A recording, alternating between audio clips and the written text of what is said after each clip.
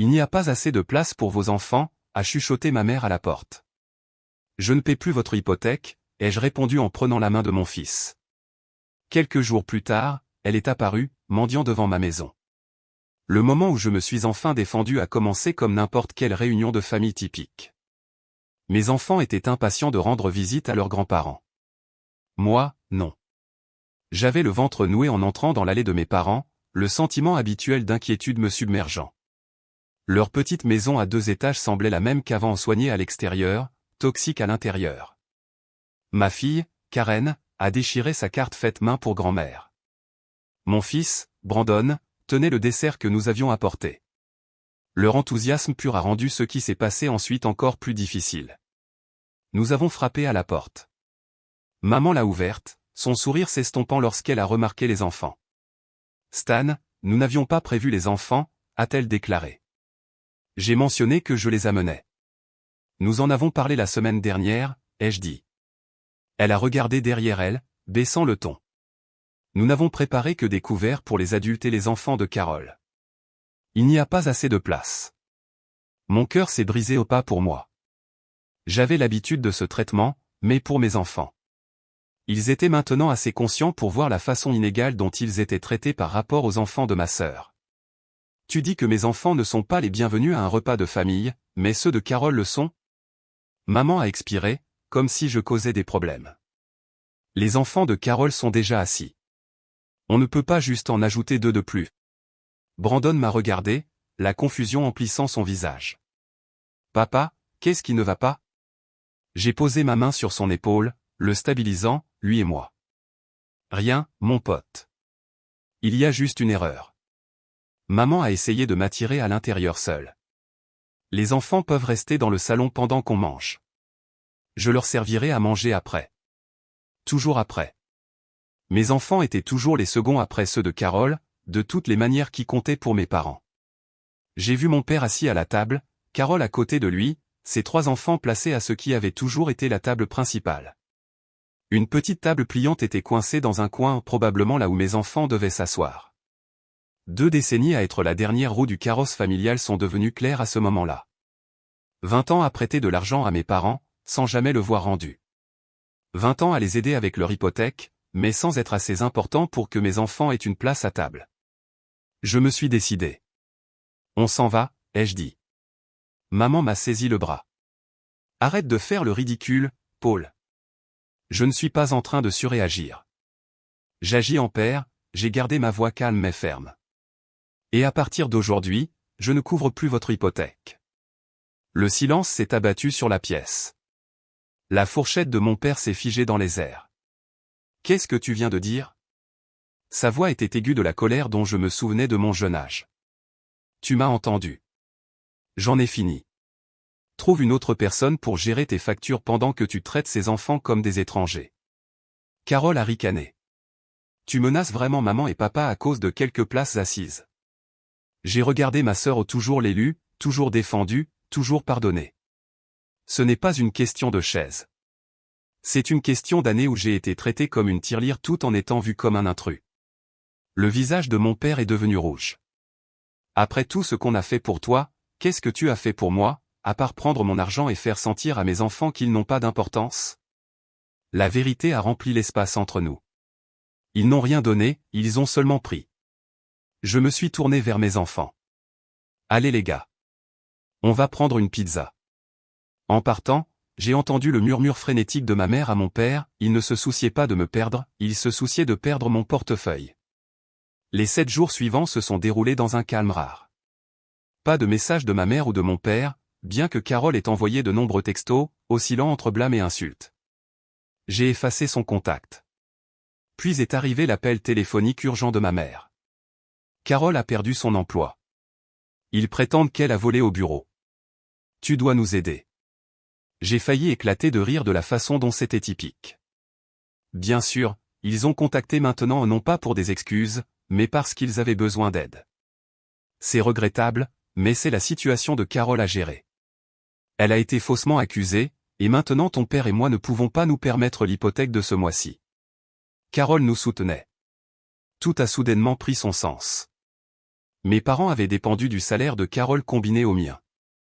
Ils avaient misé sur 2 revenus, et maintenant une source s'était effondrée. Je pensais que Carole avait un poste de marketing bien rémunéré. Tu n'as pas justement fait l'éloge de sa récente promotion le mois dernier? Le ton de maman est devenu frénétique. Elle a eu quelques problèmes, des problèmes d'argent. Elle avait besoin d'une avance sur son salaire, mais ça n'a pas d'importance pour le moment. Il nous manque $3000 pour le paiement de la maison d'ici vendredi. Non. Le silence qui a suivi a été accablant. Qu'est-ce que tu veux dire, non? Je veux dire non. J'en ai fini d'envoyer des fonds. Plus jamais. Mais ton père et moi allons perdre notre maison alors. Vous perdrez la maison, j'ai terminé l'appel, les paumes tremblantes. Des années de conseils m'avaient préparé à cette situation, pourtant il semblait toujours irréel de fixer enfin des limites. 3 jours plus tard, papa a eu une douleur thoracique. Maman m'a appelé au lieu de composer le 911. Ton père se tient la poitrine. Que suis-je censé faire? J'avais déjà pris mes clés, courant vers mon véhicule. Malgré tout, je ne pouvais pas ignorer une urgence médicale potentielle. Appelez les ambulanciers, maman, tout de suite. Mais les ambulances sont coûteuses. Tu ne peux pas simplement venir le chercher? Je suis resté sans voix. Même maintenant, alors que papa avait peut-être des problèmes cardiaques, leur première peur était les dépenses. Appelez le 911, maman, maintenant. Je vous retrouverai aux urgences. Aux urgences, on a dit à papa qu'il avait une anxiété sévère et une pression artérielle élevée au pas de crise cardiaque. Le médecin a prescrit des médicaments et conseillé un contrôle du stress. Alors que je réglais la facture de l'hôpital, maman se tenait à mes côtés. L'hypothèque est due demain, Paul. Je l'ai regardé bouche bée. Son conjoint venait de faire face à un problème de santé, et tout ce qui la préoccupait était les paiements.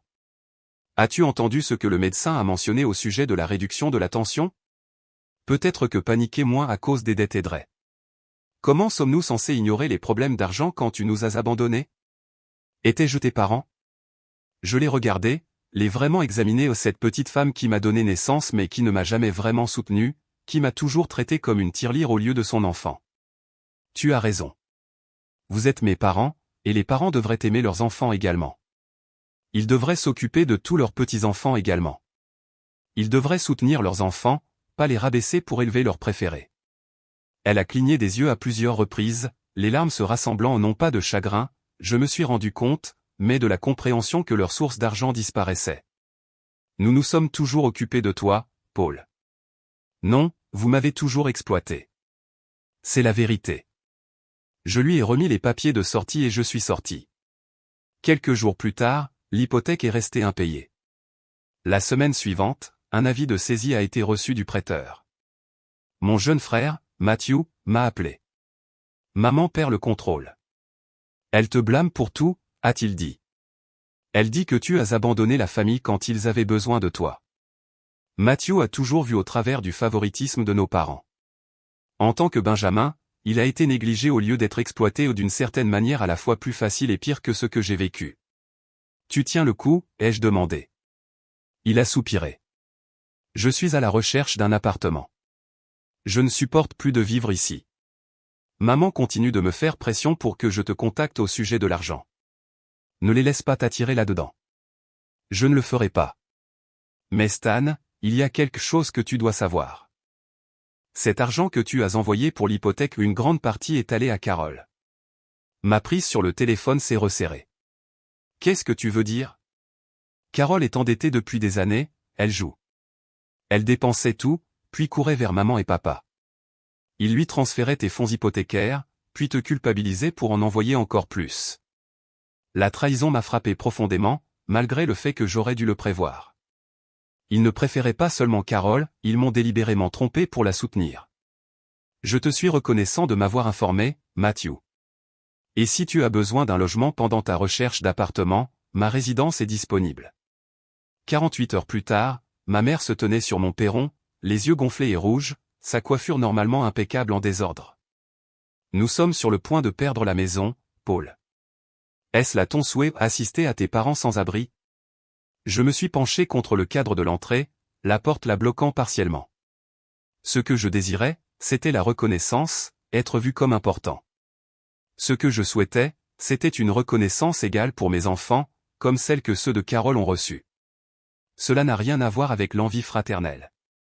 Cela concerne tes actes, tes résultats depuis des années. Tu as accepté mes finances tout en me traitant comme un étranger.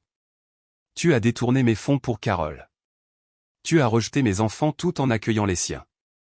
Son expression s'est durcie de fureur. Nous t'avons élevé, soutenu, habillé. Tu nous dois. Voilà l'idée sous-jacente qui a gâché tout, que je leur devais simplement pour avoir rempli leurs rôles parentaux de base. Je ne dois rien. Plus maintenant. J'ai fermé l'entrée, la laissant surprise dehors. À travers la vitre, je l'ai observée frapper à la porte, les lèvres bougeant avec des mots que je n'ai pas enregistrés. Finalement, elle est partie, et un soulagement m'a envahi. Plus tard le même soir, Mathieu a appelé, la voix tremblante. Ils m'ont mis dehors parce que j'ai refusé de te supplier pour une aide financière. Ils ont dit que si je ne voulais pas soutenir le ménage, je n'étais pas le bienvenu. J'ai répondu instantanément, viens ici. Tu peux rester aussi longtemps que tu veux. Lorsque Mathieu est arrivé, une nouvelle période a commencé aux deux frères se remettant de dommages similaires, créant une version de la famille exemple de la vieille toxicité. Couper les liens avec mes parents n'a pas été soudain, c'était le résultat final de décennies de petites offenses, de coupures cachées qui n'ont jamais guéri. Je me souviens de moments de mon enfance, Carole déchirant d'innombrables paquets de Noël tandis que je déballais des nécessités ou uniformes, papeterie, cadeaux utilitaires dont j'avais besoin plutôt que ceux que je souhaitais. À l'époque, je l'avais excusée. J'étais responsable, Carole était la plus jeune. Je n'avais pas compris que « responsable » signifiait vraiment « utile ».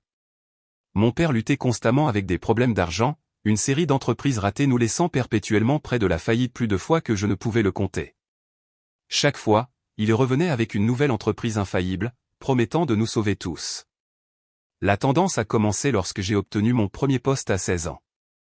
Papa a demandé de l'argent pour maintenir le courant, juste un petit prêt, avait-il dit. Il ne me l'a jamais rendu. À la fin de mes études universitaires, j'avais envoyé près d'un tiers de mon revenu à la maison pour couvrir les services publics, les réparations de véhicules, et même les frais universitaires de Carole lorsqu'elle a soudainement décidé, pour la 3e fois, de changer de discipline. Je l'ai fait parce que la famille devrait se soutenir mutuellement, mais dans notre famille, l'aide ne circulait que dans un seul sens. Dans les mois suivants, mes parents ont intensifié leurs tentatives pour retrouver l'accès à mon portefeuille. Ils ont envoyé des membres de la famille élargie pour me culpabiliser, m'ont pris au piège sur mon lieu de travail, et ont même eu recours à l'exploitation émotionnelle des enfants de Carole. Le pire, c'est quand mon oncle, le frère aîné de papa, est apparu sans invitation pour me convaincre. Il avait été l'un des rares adultes à m'avoir montré de la gentillesse pendant ma jeunesse. Le voir se tenir à ma porte, les défendre, ressemblait à une trahison encore une fois. « Ton père ne va pas bien, Stan » a-t-il marmonné, s'agitant sur mon canapé. Sa tension artérielle est très élevée. Ta mère envisage un 2e emploi pour gérer les factures. Ils ont des solutions de rechange, ai-je répondu calmement. Ils pourraient liquider la maison, réduire la taille de leur maison. Papa pourrait enfin arrêter de travailler et toucher sa pension. Quant à Carole, elle pourrait trouver un emploi qui ne consiste pas à voler son patron. Mon oncle a sursauté. Ils ne sont pas parfaits, mais ils restent tes tuteurs. Avoir des enfants ne donne pas le droit de profiter d'eux. Il a expiré profondément, ses doigts passant à travers ses cheveux clairsemés. Écoute, je ne les défends pas honnêtement, je dis à ton père depuis des années qu'il dépend trop de toi, mais les couper complètement n'est-ce pas extrême? Mon esprit s'est tourné vers cette table pliante où mes propres enfants auraient été envoyés. J'ai pensé à toutes les occasions où les enfants de Carole ont été gâtés tandis que les miens étaient congédiés comme des nuisances. Je me suis souvenu du fardeau financier incessant qui a ralenti les ambitions de ma famille, les rénovations de la maison que nous avons retardées, les économies de vacances qui sont restées stagnantes, le fonds d'éducation qui est resté incroyablement bas. Non, ai-je finalement répondu. Je ne trouve pas ça excessif. Je trouve ça crucial. Mon oncle est parti sans l'argent qu'il était venu chercher, mais il est parti en portant quelque chose à réfléchir. Une semaine plus tard, il m'a téléphoné. J'ai reparlé à ton père. Il a avoué ou a vraiment parlé de la façon dont ils vous ont traité, toi et Mathieu. J'ai attendu, attendant une autre dose de culpabilité. Il ne le comprend pas, Stan. Aucun d'eux ne le comprend. Ils se voient comme des martyrs, des gens qui ont tout sacrifié pour des enfants ingrats. Je n'ai pas été surpris. Pensais-tu qu'il réagirait différemment? Je suppose que j'espérais, a-t-il avoué doucement. Écoute, je m'excuse pour ce que ça vaut. J'aurais dû intervenir davantage quand vous étiez petit. Je l'ai vu, mais je continuais à me dire que ce n'était pas mon rôle de m'immiscer. Ces excuses ont compté plus que je ne l'avais prévu. Merci, lui ai-je dit. Il s'est éclairci la gorge et a ajouté, si toi ou Mathieu avez besoin de quelque chose ou une conversation, un endroit pour les vacances, ma maison est ouverte. Pour la première fois depuis longtemps, j'ai ressenti une faible étincelle d'espoir. Peut-être que la famille pouvait encore contenir quelque chose de positif. Avec le temps, mes parents ont perdu leur maison et sont allés vivre chez Carole, formant ce que j'imagine comme une tempête parfaite de dysfonctionnement. Mathieu a ensuite appris par une cousine qu'il m'avait attribué tout le blâme, se peignant comme des victimes abandonnées par un fils égoïste. Le mariage de Carole s'est également effondré sous le stress de l'arrivée de ses parents et de l'aggravation de ses problèmes de jeu. De nulle part, son ex-mari m'a contacté, inquiet pour les enfants. Ta sœur est en spirale, Stan, a-t-il dit lors d'un appel téléphonique surprenant. Elle a besoin d'une aide réelle, et tes parents nourrissent ses pires habitudes. J'ai senti la culpabilité monter pour mes nièces et neveux, coincés dans le chaos. Je n'ai jamais voulu les couper. Je l'ai mentionné à Matthew, qui avait maintenant son propre appartement mais qui me rendait toujours visite chaque semaine. Peut-être pourrions-nous les inviter de temps en temps, ai-je proposé. Les enfants de Carole, ils ne devraient pas payer le prix de ses erreurs. Matthew a hoché la tête pensivement. Ça a l'air bien, mais procédons prudemment. Maman et papa vont probablement les utiliser comme un coin. Il avait raison. Lorsque j'ai contacté l'ex de Carole pour organiser des visites, il semblait content, mais une fois que mes parents se sont impliqués, des conditions ont suivi. Ils ont insisté pour assister, ont exigé de l'argent pour les activités des enfants, et ont présenté une liste d'exigences basée sur la reprise du contrôle plutôt que sur le soin des enfants. J'ai retiré l'invitation, informant l'ex de Carole qu'il pouvait me contacter directement s'il voulait vraiment que les enfants aient un lien avec leurs oncles. Je n'ai jamais eu de nouvelles. 6 mois après avoir fermé la porte à ma mère, Rachel et moi profitions d'une rare soirée en ville lorsque mon téléphone a vibré d'un contact inconnu. C'est Carole. Papa a fait un AVC. Il te demande. Ma poitrine s'est serrée, l'adrénaline a monté. Malgré tout ce qui s'était passé, la nouvelle m'a secoué. J'ai montré le message à Rachel. Que as-tu envie de faire, a-t-elle demandé doucement, couvrant ma main de la sienne. Je me suis fixé sur la notification, déchiré intérieurement. Une partie de moi aspirait à me précipiter directement à l'hôpital, tandis qu'une autre partie se souvenait de chaque stratagème, de chaque tactique pleine de culpabilité, de chaque acte de déloyauté. Je ne suis pas sûr que ce soit authentique, ai-je avoué à voix haute. Ils m'ont déjà trompé, juste pour me ramener. Rachel a hoché la tête, comprenant parfaitement. Pourquoi ne contacterais-tu pas directement l'hôpital, confirmes-tu son admission avant de faire quoi que ce soit? C'était un conseil logique. J'ai passé l'appel, et étonnamment, mon père était vraiment hospitalisé après un AVC. Ce n'était pas une fabrication, ou du moins pas entièrement. Nous avons réglé notre repas et avons conduit tranquillement jusqu'à l'hôpital, entrant par les portes coulissantes en verre. Rachel m'a doucement pris la main, sa façon silencieuse d'offrir du réconfort, quoi qu'il arrive ensuite. Je savais que je ne le faisais pas seul. Carole était stationnée dans le salon d'attente, les yeux gonflés et rouges de pleurs. Ma mère était assise près d'elle, paraissant plus âgée que je ne m'en souvenais. Mathieu manquait clairement, il n'avait pas pris la peine de l'inclure. Carole m'a vu en premier. « Oh, Dieu merci, tu es arrivé » a-t-elle chuchoté. « Il t'a spécifiquement demandé. » Ma mère s'est levée lentement, s'approchant prudemment. « Paul. » J'ai levé ma paume, interrompant son mouvement. « Je suis seulement là à cause de papa. C'est tout. » Une infirmière s'est approchée et m'a guidé jusqu'à la chambre du patient. Mon père était immobile dans le lit, paraissant plus petit que d'habitude, avec des câbles et des tubes le reliant à des machines qui bourdonnaient et bipaient. Son bras droit était mou, partiellement immobile, et ses mots étaient flous mais toujours compréhensibles. « Fils » a-t-il étouffé lorsqu'il m'a remarqué, sa main fonctionnelle se tendant vers moi. Je ne l'ai pas prise. Ils ont mentionné que tu étais en route. Voulais te voir pendant que j'avais encore le temps. Il a lutté pour articuler. Je suis resté silencieux, attendant d'autres mots, peut-être des excuses, peut-être même la reconnaissance de la douleur qu'il avait infligée, mais il n'y avait rien. Besoin de ton soutien, a-t-il réussi à dire enfin. Pour les frais d'hôpital. Ta mère ne peut pas s'en occuper seule. Sa supplication m'a frappé comme un coup physique. Même maintenant, même ici, il s'agissait de finances, pas de réconciliation, pas de paix, juste une autre stratégie pour rouvrir le flux financier. Est-ce sérieusement pourquoi tu m'as convoqué ou pour de l'argent? La confusion a obscurci son expression. Les familles s'occupent les unes des autres, ai-je répondu calmement.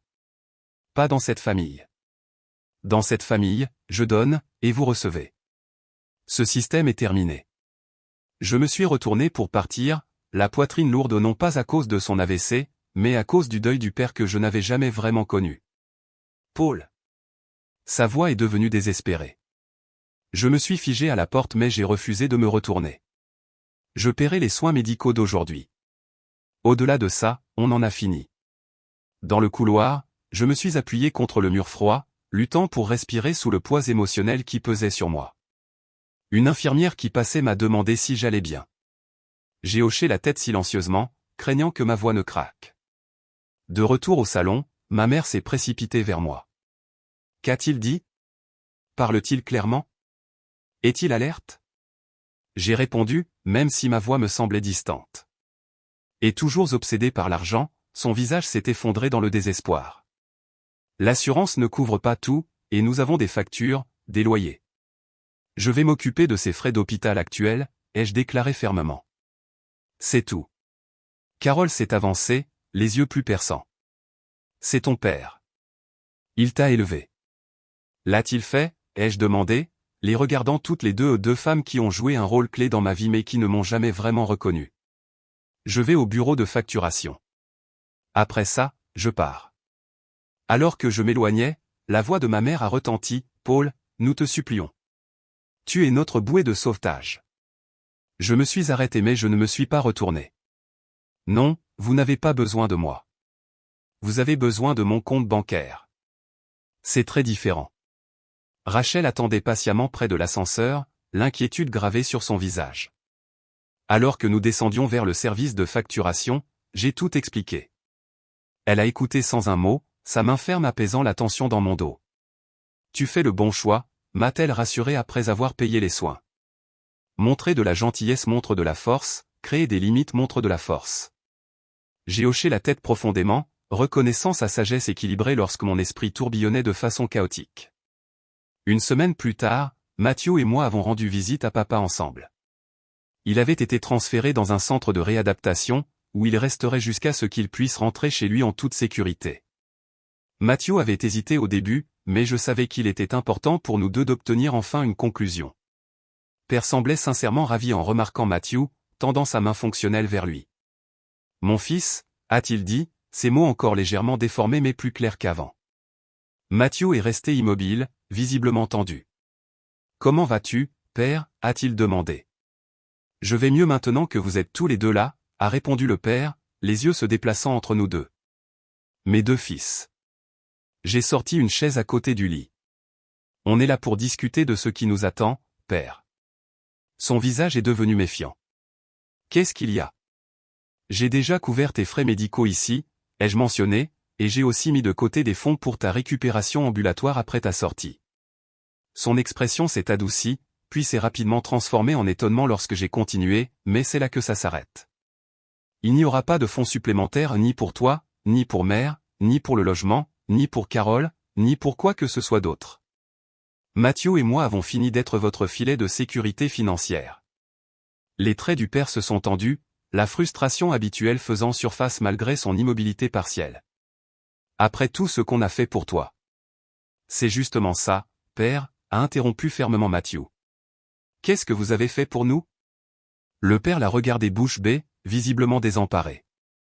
Nous vous avons élevé, vous avons donné à manger, vous avons gardé un toit au-dessus de la tête, ai-je déclaré doucement. C'est le strict minimum. C'est ce que tout parent devrait fournir. Vous êtes tous les deux ingrats.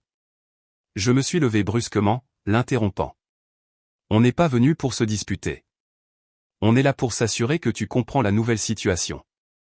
Tu es toujours notre père, et on ne veut pas que tu souffres, mais nous ne sommes plus tes fournisseurs financiers. » Alors que nous sortions, le père a crié derrière nous, la voix tremblante, « Vous ne pouvez pas simplement tourner le dos à votre famille. » Matthew s'est arrêté, regardant par-dessus son épaule. « C'est le problème, père. Vous vous êtes détourné de nous il y a longtemps. Vous ne l'avez tout simplement pas remarqué parce que nous avons continué à couvrir les dépenses. » Dans la voiture, Matthew est resté silencieux, regardant par la fenêtre. « Penses-tu qu'ils comprendront un jour ?» J'ai secoué la tête. « Non. Des gens comme eux ne changent pas. Ils cherchent juste de nouvelles cibles. » Alors qu'est-ce qui se passe maintenant, pour nous? J'ai pensé à Rachel, à mes enfants, et à la tranquillité que nous avions trouvée après nous être éloignés de mes parents. Maintenant, nous créons quelque chose d'authentique, une vraie famille fondée sur l'affection plutôt que sur l'obligation. Matthew a hoché la tête pensivement. Je veux ça. Parfois, les gens me demandent si je manque à mes parents. Non. Ce qui me manque, c'est l'idée de parents ou des personnes attentionnées et nourricières qui souhaitent le meilleur pour leurs enfants. Mais ce n'est pas ce que j'ai jamais eu. Ce que j'ai maintenant, c'est la paix. Ce que j'ai maintenant, c'est un foyer où tous les enfants sont également les bienvenus à table. Ce que j'ai maintenant, c'est la certitude d'avoir brisé le schéma. Mes enfants ne sauront jamais ce que c'est que d'être valorisés uniquement pour ce qu'ils apportent. Parfois, la famille n'est pas celle qui vous a élevé, c'est celle que vous choisissez de vous entourer après avoir réalisé votre propre valeur. J'ai choisi moi-même. J'ai choisi mes enfants. J'ai choisi l'honnêteté plutôt que la culpabilité, et je n'ai jamais regretté cette décision.